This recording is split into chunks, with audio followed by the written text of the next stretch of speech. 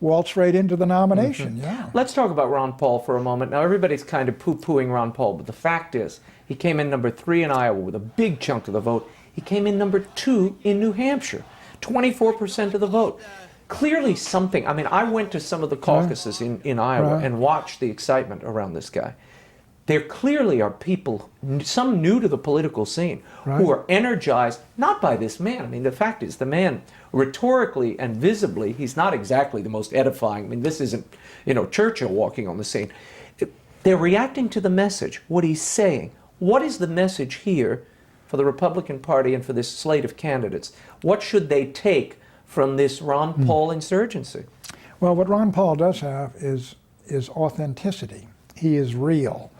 I mean, when he talks about big government conservatism, he was the only guy opposing Bush on No Child Left Behind and on Medicare prescription drugs, the unfunded entitlement. His whole career, he's been talking about and all these adventures into the Middle East and all exactly, of that. But on those issues, I think that's really where he makes his mark. 2/3 of the American people now think Iraq was a mistake. Who voted against Iraq of all those Republican candidates?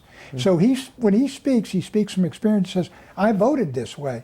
And secondly, I do think people believe that we've had too many wars and the empire's got to be downsized. It has tremendous appeal to young people. And I know he's 76-year-old and I'm nipping at his heels, and it's very funny in a way, but it's also real. This is a very real, I went down and I campaigned for him, and I think it was 1994 when he was coming back running for the House.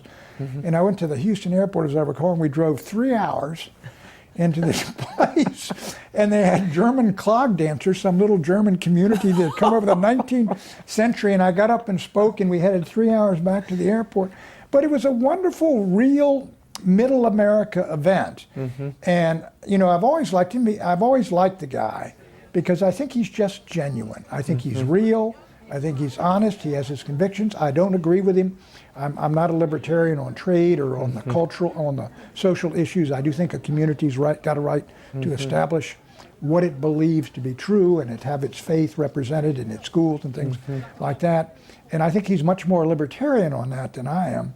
But he is a very likable fellow. And I think the foreign policy, the fact that get out of these wars, bring the boys home, downsize the empire. And his concern about the debt and the out-of-control the debt spending. And who put the Federal Reserve on the national agenda? The reason we know the Fed has given money to everybody in the world is because he said, we want all that stuff out on the table.